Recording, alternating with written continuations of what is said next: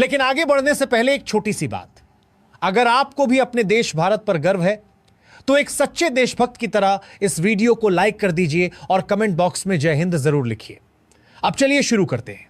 देखिए दोस्तों, सीमाएं बदलने के लिए या तो युद्ध होते हैं या फिर बहुत बड़ी अंतरराष्ट्रीय साजिशें रची जाती हैं, लेकिन वो किसी किताब में पढ़ाया नहीं जाता।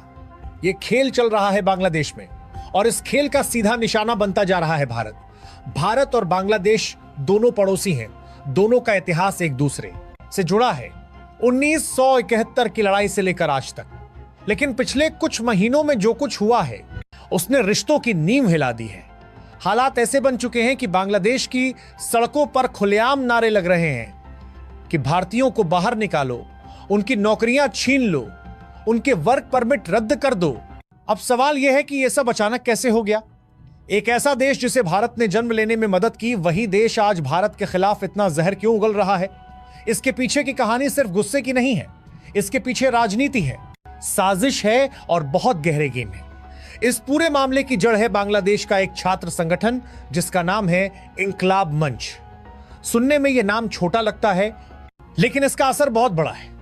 पिछले कुछ महीनों से यह संगठन बेहद आक्रामक हो चुका है।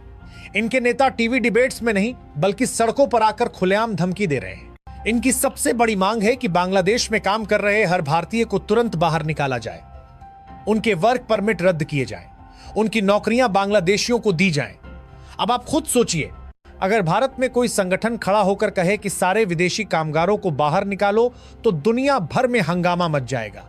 मानवाधिकार, अल्पसंख्यक, लोकतंत्र सब याद आ जाएगा। लेकिन जब यही बात भारत के खिलाफ होती है तो सब चुप क्यों हो जाते हैं? इस नफरत की आग अचानक नहीं भड़की।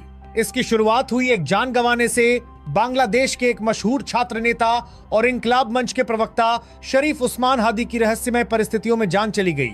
जैसे ही यह खबर बाहर आती है, पूरा देश उबल पड़ता है। छात्र सड़कों पर उतर आते हैं, प्रदर्शन शुरू हो जाते हैं और माहौल पूरी तरह से जहरीला हो जाता है। 28 दिसंबर 2025 की रात को इंकलाब मंच के महासचिव अब्दुल्ला अल जाबिर सीधे मुंह मोहम्मद यूनुस की अंतरिम सरकार के सामने 4 बड़ी मांगे रख देते हैं। ये कोई सामान्य मांगे नहीं थी, ये सीधा भारत के खिलाफ एक खुला ऐलान था। पहली मांग थी कि हथियारों को 24 दिनों के अंदर पकड़ो, गिरफ्तार करो और सजा दो। ये मांग फिर भी समझ में आती है, लेकिन दूसरी मांग ने पूरे मामले को भड़का दिया।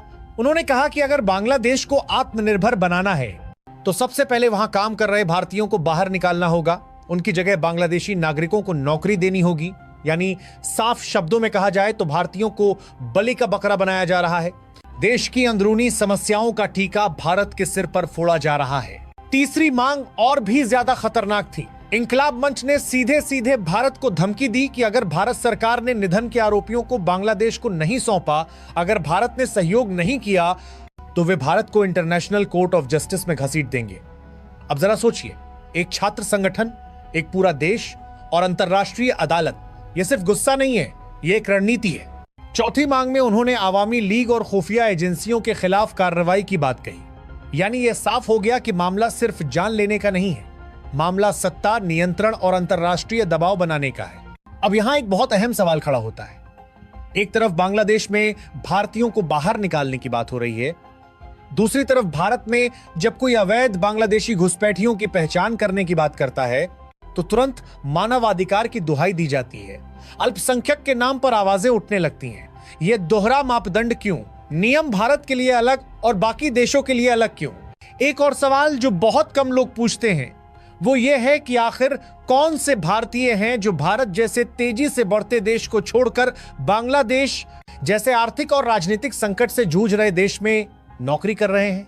ज्यादातर लोग वहां तकनीकी विशेषज्ञ हैं, इंफ्रास्ट्रक्चर, पावर सेक्टर, आईटी और इंडस्ट्री से जुड़े हुए हैं। यानी बांग्लादेश की अर्थव्यवस्था जिन लोगों के दम पर चल रही है, आज उन्हीं को बाहर निकालने की बात हो रही है। अब आते हैं उस 24 दिन के अल्टीमेटम पर।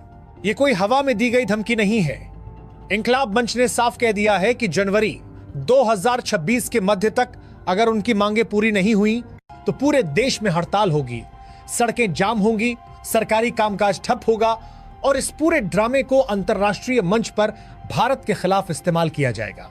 भारत के पूर्व राजनयिक और विदेश नीति के जानकार अनिल त्रिगुणायत ने इस पूरे मामले पर बेहद तीखी प्रतिक्रिया दी है।